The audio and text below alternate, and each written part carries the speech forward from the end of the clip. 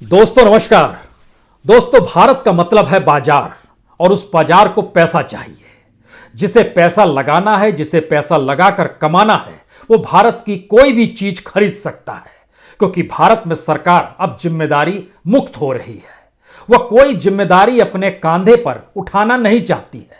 वो चाहती है कि इस देश में जो भी चीजें हैं उसकी एक कीमत हो, उस कीमत पर खरीदने के लिए कोई खरीदार हो और उसके लिए नियम कायदे कानून बनाने के लिए सरकार तो बैठी ही हुई है। और सरकार को जिस जनता ने चुना है उस जनता ने तो उसे अधिकार दे दिए हैं वो कैसे भी कानून बनाए, किसी भी तरीके से उन कानूनों को लागू कराने की दिशा में बढ़ते चले जाए, लेकिन बाजार बड़ा होते चला जाना चाहिए। यानी जो बजट आया है वो इस बाजार के लिए शानदार बजट है। एक ऐसा बजट है जिसका मैसेज बहुत साफ है। सरकार को पैसा चाहिए क्योंकि सरकार को अभी तक जो डायरेक्ट और इनडायरेक्ट टैक्स के जरिए जो पैसा आता था उस पैसे से सरकार का काम नहीं चल पा रहा था, गवर्नेंस नहीं हो पा रही थी। तो ऐसे में खर्च के लिए अब जो पैसा चाहिए, क्यों नहीं सब कुछ प्राइवेट सेक्टर के हवाले कर दिया जाए। इस प्राइवेट सेक्टर का मतलब यह है कि जो अपने तौर पर धंधा करते हैं और धंधा इसलिए करते हैं क्योंकि वह मुनाफा कमा सके।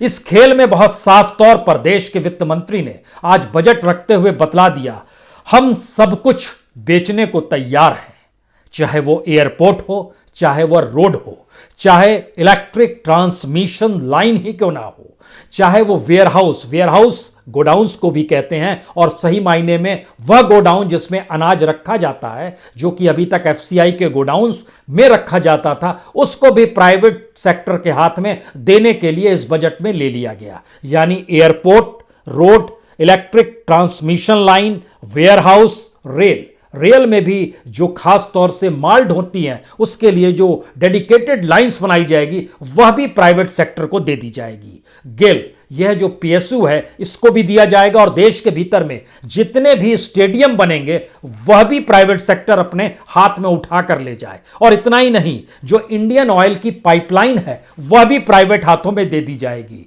आपके जहन में आ रहा होगा सब कुछ दे दिया जाएगा, और इसके पैरेलल में आएगा एक डिसइन्वेस्टमेंट भी तो हो रहा था, क्योंकि इस सरकार ने पब्लिक सेक्टर की कोई यूनिट बीते 6 साल में खड़ी नहीं की। जो टैक्स पेयर के पैसे से, जो इस देश की कमाई से जो भी पीएसयूज थे उनको बेचने की प्रक्रिया में जरूर आ गई, लेकिन पहली बार सरकार के हाथ पांव इतने फूल गए हैं क्योंकि वह समझ रही है अब डिसइन्वेस्टमेंट से काम भी नहीं चलेगा। यानी डायरेक्ट टैक्स का पैसा, यानी इनडायरेक्ट टैक्स का पैसा, जो हम लोग सामान खरीदते हैं उससे जो टैक्स में हम लोग पेमेंट कर देते हैं, और सरकार जो सेस वसूलती है उससे के जरिए भी चीजें पूर्ति नहीं हो पा रही हैं, तो डिसइन्वेस्टमेंट लाया गया था। डिसइन्वेस्टमेंट का आंकड़ा पिछले साल जबरदस्त था, ऐतिहासिक था। शायद 1991 के बाद से डिसइन्वेस्टमेंट शुरू होने के बाद पहली बार 2 लाख करोड़ से ज्यादा का डिसइन्वेस्टमेंट का टारगेट रखा गया, लेकिन हथेली खाली रही। तो इस बजट के भीतर में सच क्या है और इस बजट के भीतर का अनूठा सच क्यों? बाजार, मार्केट, प्राइवेट सेक्टर और शेयर बाजार को सेंसेक्स मानते हुए जो अगर उसमें इजाफा हो गया और वो 48,600 पर पहुंच गया तो सरकार अपनी डुगडुगी बजा सकती है। लेकिन उसके भीतर का सच भी बड़ा त्रासदीदायक है। कोई मिडिल क्लास जो निवेश करता है ना शेयर बाजार में, उसको कोई लाभ नहीं होगा। आज बैंकिंग सेक्टर को जरूर ऊपर बढ़ा है शेयर बाजार में, लेकिन अंदरूनी तौर पर बहुत साफ संदेश सरकार ने दे दिए। सामान्य तौर पर ये दिए नहीं जाते हैं, लेकिन सरकार की हिम्मत है जो उसने कहा बैंक डूबेगा तो आपको 5 लाख रुपए मिल जाएंगे, जल्दी मिल जाएंगे। पहले ये 1 लाख रुपए मिलता था, अब 5 लाख डूबेगा। यानी सरकार ये कहने की स्थिति में नहीं है कि बैंक नहीं डूबेंगे। तो जिनके 5 लाख से ज्यादा हैं वो जरा सोचना भी शुरू कर दें कि दरअसल बैंक डूबने की स्थिति में क्या इस देश की इकोनॉमी जा रही है, और आरबीआई की गाइडलाइंस अब इस देश की बैंकिंग सेक्टर को लेकर कोई काम नहीं करेगी। बात कहां से शुरू की जाए? जब हमने जिक्र किया सरकार बेचने को तैयार है, तो इसमें बात डिसइन्वेस्टमेंट से इसलिए शुरू करनी चाहिए क्योंकि सरकार ने पिछले साल 2,10,000 करोड़ का डिसइन्वेस्टमेंट का टारगेट रखा था। लेकिन एक्चुअली आज जब हम आपसे बात कर रहे हैं 1 फरवरी बजट का दिन, तो सरकार के पास पैसा आया सिर्फ 19,499 करोड़। यानी 1,90,510 करोड़ के टारगेट वो पीछे रह गई। इस बार जो डिसइन्वेस्टमेंट का टारगेट दिया गया वह 1,75,000 करोड़ का दिया गया। यानी पिछली बार जो टारगेट पूरा नहीं कर पाने की जो रकम थी उससे भी कम कर दिया गया। आप कहेंगे उससे भी कम कर दिया यानी सरकार समझ गई क्या? तो हमको लगता है एक साल और पीछे आपको ले चलते हैं। 2019 में जो टारगेट दिया गया था उस टारगेट में 1,05,000 का टारगेट था और एक्चुअल में सरकार के पास आया था सिर्फ 50,298 करोड़, यानी तब भी टारगेट से 54,000 करोड़ रुपए सरकार पीछे थी। इसीलिए पिछली बार जब डिसइन्वेस्टमेंट को 2,10,000 करोड़ किया गया तो कहा गया कि इससे पहले का बकाया था, हमने उसको जोड़ दिया। तो इस बार आपने क्यों नहीं जोड़ा? इसलिए नहीं जोड़ा क्योंकि इस दौर की स्थिति का सच यह है कि हमारे पीएसयूज को और ज्यादा जर्जर बना दिया गया है। जो मुनाफा हो रहा था वो शेयर बाजार से लेकर प्रोडक्शन लेवल तक की स्थिति नाजुक कर दी गई है। और उसके जो बुक्स हैं उस बुक्स में जो खुद राजनीतिक तौर पर उसका लाभ उठाया जाता है, पॉलिटिकल पार्टीज जो उठाती रही, जो सत्ता में रही, उसकी स्थिति आ गई है कि उसकी बुक में जो दिखाई दे रहा है वह उस रूप में नहीं है जिस रूप में बताया जाता है। पहली स्थिति यह है। दूसरी स्थिति, इस देश के भीतर में कोई भी बड़ा कॉरपोरेट और प्राइवेट सेक्टर अब पीएसयू से भागना भी चाह रहा है। वो तभी खरीदना चाह रहा है जब सरकार ना सिर्फ औने पौने दाम में, एक लिहाज से मुफ्त में उसको दे दे, जिससे उसका एक भी पैसा ना लगे। और आज जिस बात का जिक्र किया गया उसमें भारत पेट्रोलियम का जिक्र इसलिए है क्योंकि वेदांता ग्रुप उसमें सक्रिय हो चला है। वेदांता ग्रुप अग्रवाल साहब का है, उनकी सत्ता से यारी भी है। पवन हंस और एयर इंडिया, इन तीन बातों का जिक्र किया गया क्योंकि इन तीनों में बिड भी आई है। इसके अलावे आज किसी बात का जिक्र करने की स्थिति में सरकार नहीं थी, तो उसने अपना टारगेट 1,75,000 करोड़ किया। वह भी नहीं मिलेगा, लिख सकते हैं आज ही, क्योंकि अगले बजट में जब हम आपसे मिलेंगे तब इस बात का जिक्र आप कर लीजिएगा। तो पहली स्थिति यह है कि इस दौर में जो सरकार के पास पैसा आया वो HAL से आया, भारत डायनामिक्स से आया, IRCTC से आया, सेल से आया, जो बड़ा कम आया। अगर पैसा डिसइन्वेस्टमेंट से नहीं आ रहा है, अगर पैसा टैक्स से नहीं आ रहा है, अगर पैसा दूसरे माध्यमों से GST से भी उस रूप में नहीं आ पा रहा है, तो सरकार का कामकाज खर्चा चलेगा तो कैसे चलेगा? इसीलिए सरकार ने तय किया कि अब हम लोग सब कुछ बेचने की स्थिति में आएंगे। वह एयरपोर्ट होगा, रोड होगा, इलेक्ट्रिक ट्रांसमिशन होगा, रेल होगा, गेल होगा, स्टेडियम होगा, इंडियन ऑयल की पाइपलाइन होगी, वेयरहाउस होगा, सब चीज हम सेल कर देंगे। और इसके अलावे पीएसयूज की परिस्थिति तो हमारे साथ है ही। यहीं से एक दूसरी बात शुरू होती है। इस देश में अगर आपने बाजार में देश के बजट को भी लाकर खड़ा कर दिया है तो फिर उस बाजार का डेवलपमेंट में प्राइवेट सेक्टर कैसे घुसेगा? उसके लिए एक जमीन चाहिए। वो जमीन आएगी तो कहां से आएगी? यह किसी ने सोचा? इस देश के भीतर में जो सड़कें बनती हैं वो सड़कें किसान खेती की जमीन से जुड़ी होती है। किसी ने सोचा इस बात को? आज दिल्ली के चारों तरफ जो 3 सड़कें हैं, एक उत्तर प्रदेश की दिशा में जाती है, नेशनल हाईवे 24, जो दिल्ली से मेरठ की तरफ जा रही है, वहां गाजीपुर बॉर्डर, वहां पर किसान बैठे हुए हैं। जो सिंधु बॉर्डर है, टिकरी बॉर्डर है, वो एक लिहाज से आप कह सकते हैं वो हरियाणा की दिशा में जाती है, चंडीगढ़ तक जाती है, वहां पर भी किसान बैठे हुए, वो हाईवे भी बंद है। जो शाहजहांपुर वाला इलाका है, जो जयपुर की दिशा में जाती है सड़क, वहां पर भी नेशनल हाईवे है, वहां भी किसान बैठा हुआ है। तो नेशनल हाईवे इस देश में बन रहा है और देश का किसान परेशान है, तो वो नेशनल हाईवे पर आकर बैठ गया है। लेकिन सरकार ने बजट में इन किसानों के बारे में जिक्र नहीं किया, और जिक्र भी किया तो इस बात को लेकर जिक्र किया कि हमने ये किया है, ये कर देंगे, इस रूप में किया जा रहा है। हम उसके भी डाटा आज आपके सामने देंगे। लेकिन उससे पहले किसानों के लिए कुछ किया तो नहीं ही गया, लेकिन जो इंफ्रास्ट्रक्चर की लकीर खींची गई वह भी आने वाले वक्त में किसानों की ही जमीन ली जाएगी। क्योंकि इस देश के भीतर में जितने भी नेशनल हाईवे क्रिएट होते हैं उसमें सैकड़ों की तादाद में गांव आते हैं। जितने भी कैरिडोर शुरू होते हैं, जैसे दिल्ली मुंबई जो इंडस्ट्रियल कैरिडोर है, इसके बीच में 2000 से ज्यादा गांव आते हैं। हम इन बातों का जिक्र, हमको लगता है और जरा सिस्टमेटिक तरीके से आप जरा समझ लीजिए कि इस बजट का मतलब यह है कि किसानों की स्थिति धीरे धीरे और विकट होने वाली है। इस विकट का मतलब यह है कि इस बात को पहले समझिए, हम इस बात पर आए, इस बजट में क्या है। दिल्ली मुंबई इंडस्ट्रियल कॉरिडोर में 2548 गांवों की जमीनों को लिया गया है। बहुत लिया जा चुका है, कुछ का मुआवजा बकाया दिया गया है, कुछ को मुआवजा भी दे दिया गया है, कुछ पर भी कंस्ट्रक्शन वर्क अभी पूरी तरह शुरू नहीं हुआ है। टारगेट था 2021 में पूरा हो जाएगा, यानी इस बजट में ऐलान हो जाना चाहिए था कि हां दिल्ली मुंबई इंडस्ट्रियल कॉरिडोर शुरू हो गया, जो नहीं हुआ है।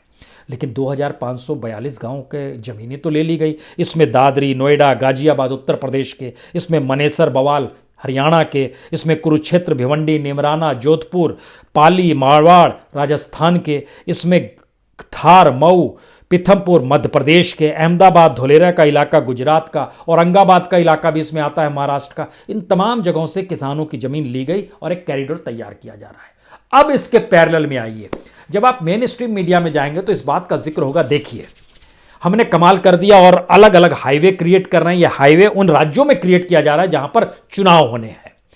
तमिलनाडु में 1,03,000 करोड़ के माध्यम से 3,500 किलोमीटर की सड़क बनाई जाएगी, चुनाव होना है। केरल में 65,000 करोड़ से 1,500 किलोमीटर की सड़क बनाएगी, चुनाव होना है। पश्चिम बंगाल में 95,000 करोड़ की लागत से 675 किलोमीटर की सड़क बनाई जाएगी, चुनाव होना है। असम में 3,400 करोड़ रुपए की लागत से 1,300 किलोमीटर की सड़क बनाई जाएगी, चुनाव होना है। यानी कुल मिला के तकरीबन 2,66,400 करोड़ रुपए खर्च होंगे इन 4 राज्यों में और 6,975 किलोमीटर सड़क बनाई जाएगी। बहुत आसान है इस डाटा को बताना। लेकिन अब इसके भीतर आइए, कुछ साल पहले चले जाइए, जब भारत के भीतर में मोदी सरकार ने शुरू किया था, एक नए तरीके की स्थिति शुरू की थी कि हम जो है सड़कें इतनी बड़ी तादाद में बनाएंगे जिसको लेकर भारत माला प्रोजेक्ट नाम दिया गया था, यानी भारत की ये माला है। उस प्रोजेक्ट के तहत यह जानकारी दी गई थी कि तकरीबन 13,000 किलोमीटर और उसकी लागत बताई गई थी 5,35,000 करोड़। जरा आंकड़ों को देखिए, 13,000 किलोमीटर बनाएंगे 5,35,000 करोड़ पे। आज की तारीख में तकरीबन 3,800 किलोमीटर बन गए हैं। 3,800 किलोमीटर में खर्च हुआ है 3,30,000 करोड़। 3,30,000 करोड़ खर्च हुआ है 3,800 किलोमीटर में। आज जिन 4 राज्यों का बताया गया है वो कितने किलोमीटर है? वो है 6,975 किलोमीटर, यानी लगभग डबल। और रकम उसके लिए है 2,66,000 करोड़, जबकि यहां पर खर्च हो चुके हैं 3,03,000 करोड़। पहला सच ये देखिए, यहां भी गड़बड़ी है। सिर्फ आंकड़े बताए जाते हैं इस देश के भीतर में, उसको पुराने डाटा से मिलाइएगा तो आप मुश्किल आ जाएगा कि अरे ये सिर्फ बेवकूफ बनाते हैं क्या। यानी जो बची हुई जमीन है वो तकरीबन 9,200 किलोमीटर की सड़क अभी बननी है, जो भारत माला प्रोजेक्ट के तहत है। और पैसा बचा हुआ है 2 लाख करोड़ रुपया, 2,05,000 करोड़ रुपए बचे हुए हैं। तो कैसे होंगे? क्योंकि आपने जो अभी टारगेट दिया 6,975 किलोमीटर का, उसके लिए आपका बजट सिर्फ 2,66,000 करोड़ का है और भारत माला प्रोजेक्ट में 9,200 किलोमीटर बचा हुआ है और पैसा बच रहा है 2 लाख करोड़। तो जब आप टाइम बीइंग में पूरा नहीं कर पाते हैं तो कीमत बढ़ जाती है। और इस देश का सच क्या है? इस देश का सच यह है कि तकरीबन इस देश के भीतर में इस तरह से जो लगभग 550 प्रोजेक्ट ऐसे हैं जो पूरे नहीं हो पाएंगे अगले 5 साल तक। और इस पे खर्चा आज की तारीख में जोड़िएगा तो तकरीबन 4.5 लाख करोड़ का खर्चा बढ़ गया है। तो ये प्रोजेक्ट्स के ऐलान होते हैं। आप कहेंगे नहीं नहीं ऐसा नहीं है, तो चलिए हम आपके सामने एक और स्थिति रखते हैं। याद कीजिए, पिछले बजट में रेलवे की तरफ से 150 रेलगाड़ियां चलाने का जिक्र था जो प्राइवेट सेक्टर की चलेगी। एक भी रेलगाड़ी चल पाई? 2 रेलगाड़ियों का जिक्र कर देते हैं, तेजस दिल्ली से लखनऊ और दूसरी अहमदाबाद से मुंबई। उसकी भी स्थिति नाजुक है क्योंकि उसका भाड़ा 50% ज्यादा है। इस देश के भीतर में तेजस के ऊपर भी सवारी नहीं मिल पाती है, तो फिर आने वाले वक्त में जब सब कुछ आप प्राइवेट सेक्टर के हाथ में दे देंगे तो वो कौन सा तबका इस देश में बचेगा जो इस इंफ्रास्ट्रक्चर का लाभ उठा पाएगा। और जब आप तमिलनाडु, केरल, पश्चिम बंगाल, असम में यहां पर जो सड़क बनाने जा रहे हैं वहां के किसानों के बारे में जब नहीं सोचेंगे तो फिर वहां के किसान भी उसी हाईवे पर आके बैठेंगे जैसे दिल्ली के तीनों तरफ बैठे हुए हैं। यूपी का हाईवे है, राजस्थान का हाईवे है, हरियाणा का हाईवे है। तो फिर क्या मतलब होगा? इसका मतलब है कि देश को देखने की दृष्टि अभी भी एक नहीं है। इसका मतलब है कि इस देश को सामूहिक तौर पर कैसे चलाया जाए यह विजन अभी भी नहीं है। इस देश में कहां से पैसा लाया जाए और वाकई यह देश कैसे अपने मानव संसाधन यानी हमारे देश की जो बड़ी तादाद है, जनसंख्या है, उसके जरिए आत्मनिर्भर देश को कैसे बनाया जाए यह सोच अभी भी नहीं आई है। शायद इसीलिए इस देश के भीतर में जब किसानों को आप टटोलना शुरू करेंगे तो किसानों को लेकर सरकार ने आज भी दोहरा दिया जो बीते 3 बजट से दोहरा दी थी, 2022 तक आय दुगनी हो जाएगी। पहली बात, कैसे हो जाएगी नहीं पता है, किसी अगर एक्सपर्ट से पूछिएगा और दुनिया के बेहतरीन एग्रीकल्चर एक्सपर्ट से पूछिएगा तो वो कहेगा कि भारत की जो विकास दर है वह कम से कम ऐसे में 12% तो होनी चाहिए। तो आप कहेंगे अभी विकास दर कितनी है साहब? अभी साहब माइनस में जा रही है। इस बार की विकास दर -7.7% है जो आरबीआई की तरफ से जानकारी आई और एसबीआई ने, जो कि हालांकि आईएमएफ और वर्ल्ड बैंक कह रहे हैं कि लगभग -9% विकास दर रहेगी जो आपको मार्च के बाद पता चलेगी। लेकिन फिर भी आप मानने को तैयार नहीं। आप कहते हैं नहीं। फिर उसके बाद आप दूसरी बात कहते हैं, स्वामीनाथन आयोग के हिसाब से हमने लगभग एमएसपी के जरिए जो भी खरीद होती है हमने लगभग 1.5 गुना ज्यादा आपको लागत से ज्यादा मूल्य देना शुरू कर दिया है। कमाल की स्थिति है। और आज तो एक कमाल और हो गया, यानी इस बात का जिक्र इसलिए महत्वपूर्ण है क्योंकि यह हम ही अपने तौर पर डाटा दिखाते थे कि मनमोहन सिंह के दौर में क्या आंकड़े थे और आज की सरकार के क्या आंकड़े हैं। आज देश की फाइनेंस मिनिस्टर ने भी बजट के हिस्से में बताया कि मनमोहन सिंह के दौर में कितना धान खरीदा जाता था, आज कितना खरीदा जाता है, चावल कितना खरीदा जाता था, आज कितना, यानी धान चावल यानी गेहूं फिर कितना खरीदा जाता था, सारी जानकारी दी। हमको लगता है यह भी सुनना इसलिए चाहिए क्योंकि इसके साथ यह भी बताया गया कितने किसानों को लाभ मिलता है इसका, यह भी बड़ा इंटरेस्टिंग है। धान जो खरीदा जाता था 2013-14 में जब मनमोहन सिंह की सरकार थी तो सिर्फ 63,928 करोड़ का, आज खरीदा जाता है लगभग 75,100 करोड़ जो 2021 का डाटा है। गेहूं खरीदा जाता था 33,874 करोड़ 2013-14, आज खरीदा जाता है 75,060 करोड़।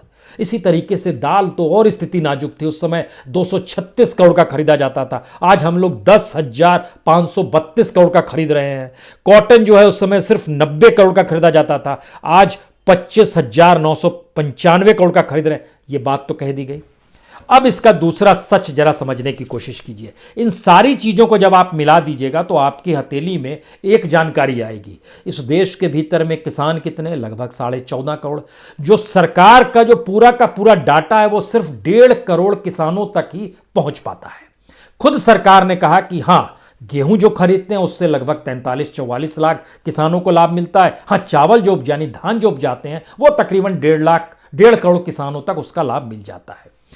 मनमोहन सिंह और इस पीरियड के भीतर में अगर यह परिस्थिति है जिसका जिक्र सरकार बाकी चीजें नहीं बतलाती है, सोशल इंडेक्स का जिक्र नहीं करेगी, प्रति किसान की आय का जिक्र नहीं करेगी, प्रति जमीन उसकी कितनी कम या ज्यादा हुई है इसका जिक्र नहीं करेगी, और इस दौर में जितनी खुदकुशी हो गई, किसानों ने खुदकुशी कर ली, उसकी वजह का भी जिक्र नहीं करेगी। हम आज उसकी बारीकी में नहीं जाएंगे, सिलसिलेवार तरीके से सिर्फ इतना समझिए 2013-14 में किसान अगर 100 रुपए कमाता था, एवरेज इस देश की आय में अगर 100 रुपए प्रति किसान आय थी, तो आज की तारीख में जब आप उसका हिसाब लगाइएगा तो वो 100 रुपए से घटते घटते लगभग 65 रुपए पर आ गया है।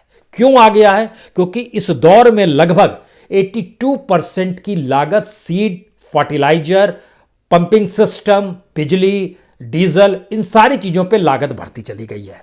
इतना ही नहीं, इस पूरी प्रक्रिया के भीतर में लागत का बढ़ना और जो पैसा मिलता है, जो 2013-14 में जो न्यूनतम मजदूरी थी वह मजदूरी भी आज नहीं मिल पा रही है। मिलती उस समय भी नहीं थी, लेकिन वह आज भी मजदूरों को नहीं मिल पा रही है। इसका मतलब क्या हुआ? इसका मतलब यह हुआ क्योंकि सरकार ने आज जो दूसरा डाटा दिया कि हमने एमएसपी 1.5 गुना बढ़ाई है और एमएसपी लगातार बढ़ाई है, लेकिन एमएसपी को लेकर सरकार इस डाटा को नहीं बता पाई कि कैसे धीरे धीरे धीरे धीरे कम हो गए हैं किसान उसके दायरे में आने से, यानी जिन किसानों से एमएसपी पर अनाज खरीदा जाता है वह भी उनकी संख्या कम हो गई है, हम खरीद नहीं पा रहे हैं। दूसरा, जो अपने तौर पर एफसीआई के गोडाउन्स में जो अनाज रखा जाता है और जिसको राशन दुकानों की दिशा में ले जाया जाता है, इस पूरी प्रक्रिया में सरकार ने जो इजाफा किया या कम किया,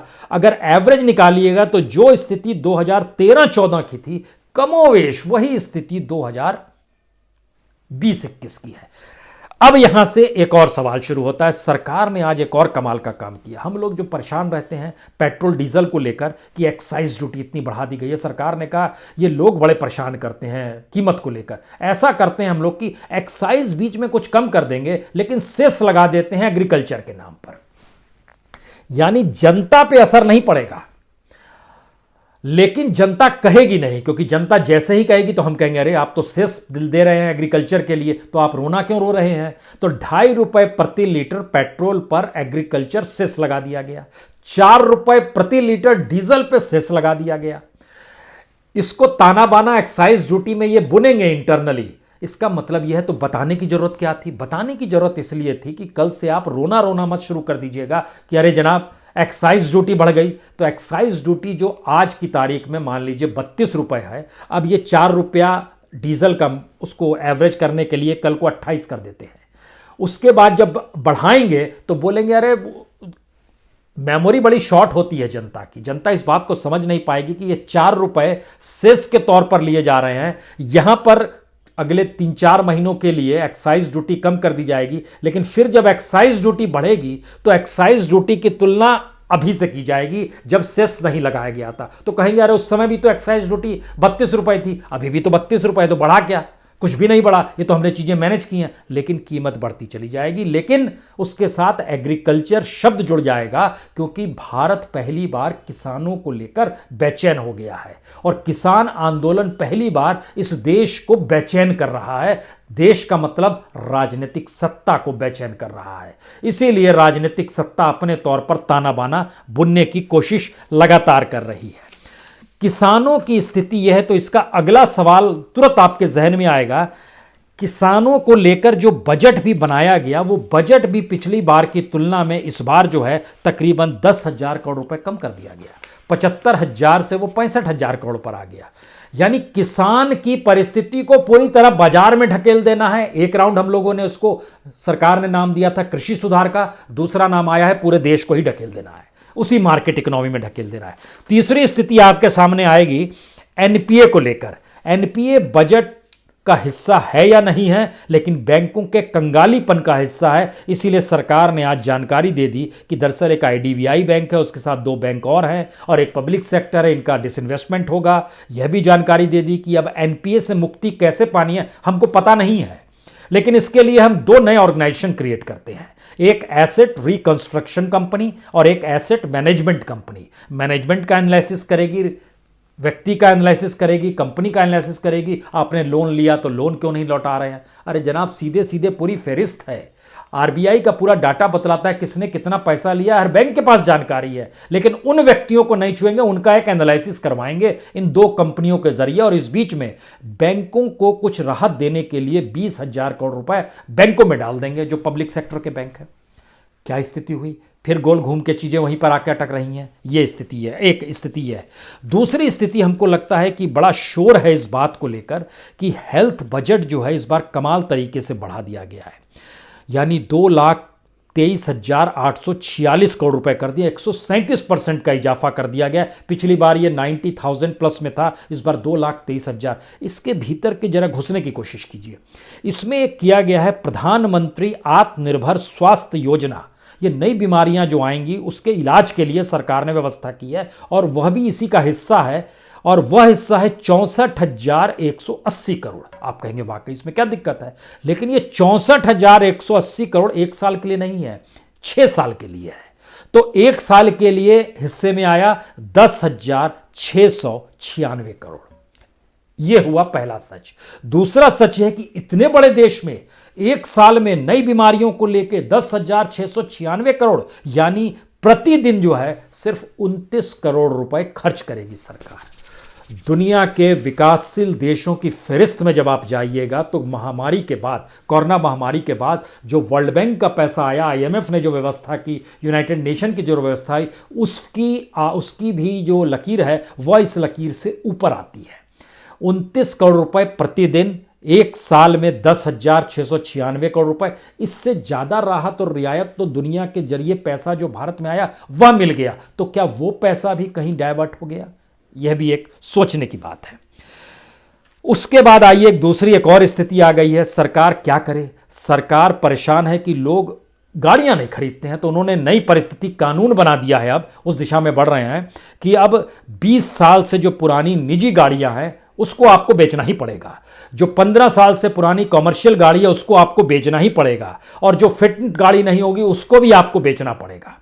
और उसके जो आंकड़े निकल कर आए, जो मंत्री हैं नितिन गडकरी साहब, उन्होंने जानकारी दी, तकरीबन 1 करोड़ से ज्यादा गाड़ियां अचानक स्क्रैप में चली जाएगी, और बकायदा स्क्रैप के लिए एक इंडस्ट्री तैयार की जा रही है जहां पर स्क्रैप में आप गाड़ी ले जाएंगे और वहां पर वो चीजें खत्म हो जाएंगी। दुनिया के किसी भी देश में गाड़ियों की उम्र नहीं देखी जाती है, फिटनेस देखी जाती है, कहीं वो प्रदूषण तो नहीं फैला रही है, यह देखा जाता है। भारत अकेला अपने मात देश है जहां पर उम्र देखी जा रही है गाड़ियों की, यानी अगर आपको पुरानी गाड़ी से इश्क है तो आपको बेचना ही पड़ेगा। यह परिस्थिति में लाकर सरकार ने खड़ा कर दिया, क्योंकि 1 करोड़ गाड़ियां जब बिकेंगी तो कुछ नई गाड़ियां भी लोग खरीदने की दिशा में बढ़ेंगे। सरकार इसी को लेकर खुश है कि आंकड़ों के लिहाज से जब हम चीजों को जोड़ना शुरू करते हैं तो हम यह भी नहीं समझ पा रहे हैं कि इस देश के भीतर में पुरानी गाड़ियां अगर 1 करोड़ से ज्यादा है, और जिन इलाकों में ये गाड़ियां चलती हैं वो शहर और महानगर नहीं है, वो ग्रामीण इलाके हैं, लेकिन उनको बेचना पड़ेगा। उनकी आय है नहीं, पैसा है नहीं, स्थिति बिगड़ती चली जाएगी। और इस स्थिति के साथ आखिरी सच जब प्रधानमंत्री ने भी कहा ये बजट जो है किसानों को दिल में बसाए हुए है, तो हमने उसका इंफ्रास्ट्रक्चर को लेकर एक डाटा निकाला कि आखिर कितनी जमीन सरकार के इस डेवलपमेंट प्रोजेक्ट के तहत खेती की चली जाएगी। एक एवरेज पुराने दौर से, जो पुराने इंफ्रास्ट्रक्चर इस देश में अलग अलग प्रोजेक्ट के तौर पर बनते थे, इस बार तो ज़्यादातर प्रोजेक्ट मेट्रो से जुड़े हुए हैं, सड़क से जुड़े हुए हैं, रेलवे से जुड़े हुए हैं, इंडस्ट्रियल कॉरिडोर से जुड़े हुए हैं, उसके मातहत इस देश के भीतर में लगभग 5.5 लाख हेक्टेयर खेती की जमीन इन प्रोजेक्ट्स के हवाले कर दी जाएगी। और इससे पहले इस देश के भीतर में तकरीबन 12 लाख हेक्टेयर खेती की जमीन जिन प्रोजेक्ट्स में दी गई, वो प्रोजेक्ट्स पूरे नहीं हो पाए हैं। अभी तक कुछ जगहों पर काम शुरू नहीं हुआ है, कई जगहों पर मुआवजा अटका हुआ है, और प्रोजेक्ट इसलिए नहीं शुरू आए हैं क्योंकि ब्यूरोक्रेट्स ने जब लकीर खींची क्या क्या वजह है, तो उसकी सबसे बड़ी 2 ही वजह निकल कर आई। पहला, सरकार के पास पैसा नहीं है। दूसरा, सरकार के पास इतना पैसा भी नहीं है कि वो मुआवजा दे सके उस जमीन को जो भूमि अधिग्रहण बिल के तहत सरकार ने निर्धारित किया है। और इस बजट का मतलब यह है कि यह देश अब सीधे सीधे सरकारों को जिम्मेदारी से मुक्त बना दे रहा है। यकीन जानिए, और आखिरी मंत्र लाइफ इंश्योरेंस कंपनी यानी एलआईसी के जरिए समझ लीजिए, क्योंकि एलआईसी इस देश का ऐसा पब्लिक सेक्टर का पेड़ है जिसमें सबसे ज्यादा फल लगे हुए हैं, जिसकी जड़ें आज भी हरी भरी है, जिसकी टहनियां आज भी हरी भरी है, जहां पर पत्तियां अभी भी ताजा है। लेकिन आईपीओ यह कहकर लाया गया कि अब बीमा के क्षेत्र में 49% नहीं 74% अब विदेशी निवेश किया जा सकता है, और आईपीओ भी इसी दिशा में लाया जाएगा। यानी पहले फल तोड़ेंगे, फिर पत्तियों को नोचेंगे, फिर टहनियों को गिराएंगे, और धीरे धीरे जड़ को भी खोखला कर देंगे। क्योंकि हो सकता है आने वाले वक्त में आपको यह भी आवाज सुनाई दे, एलआईसी यानी लाइफ इंश्योरेंस को चलाने वाला और कोई नहीं, किसी दूसरे देश का कोई कॉरपोरेट है। जी, सच यही है, और उसी दिशा में बढ़ता हुआ यह बजट है। इसीलिए शेयर बाजार कुलांचे मार रहा है, वही शेयर बाजार जिसमें लगभग 50,000 तक का सेंसेक्स इसलिए छुआ था क्योंकि विदेशी पैसा इस दौर में खूब आया। इस हद तक पैसा आया कि देशी निवेशकों ने पैसा निकालना ही उचित समझा, और वो आंकड़ा 50,000 तक पहुंच गया। लेकिन सेंसेक्स में शामिल और शेयर बाजार में शामिल मिडिल क्लास को कोई राहत रियायत नहीं हुई। तो जब देश कमजोर होता है तो विदेशी पूंजी उस देश में घुसी जाती है और अपने तरीके से पैसा मुनाफा कमाकर चली जाती है। अब कोई ईस्ट इंडिया कंपनी की तरह इस देश में बैठेगा नहीं, लेकिन सरकार अगर खुद को एक कंपनी की तरह मान ले तो फिर वहां का बजट भी एक सीईओ द्वारा तैयार किया गया ऐसा ड्राफ्ट होगा जिसका दिल दिमाग सिर्फ मुनाफा खोजेगा, पैसा खोजेगा। और यही है इस बाजार का नियम जो बजट आपके सामने है। बहुत बहुत शुक्रिया, बहुत बहुत शुक्रिया।